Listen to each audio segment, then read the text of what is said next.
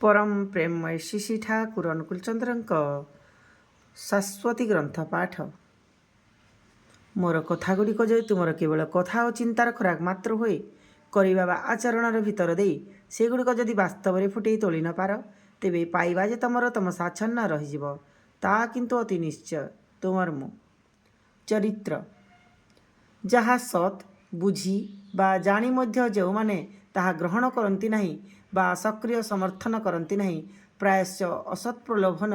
अंतसाई से मानकर सेतेबेले मध्य स्वार्थंध अकृतज्ञता और कपट प्रकृति जो मानकर स्वतः जेपरी परिचर्या ही कर से मानंकु कुचित स्वस्थ और सक्रिय सुंदर करी तोली पारिबो। से मानकर व्याधि कठिन किंतु निजे मध्य सावधान थाओ प्रतिषेधी चलन नहीं संक्रामित हुओना। जो माने सुविधा नियंती अथच सेवा दियंती नहीं स्वतः स्वेच्छारे जेकोसी मुहूर्त क्षति करिपारती से माने किंतु कृतघ्न से माने अंतरे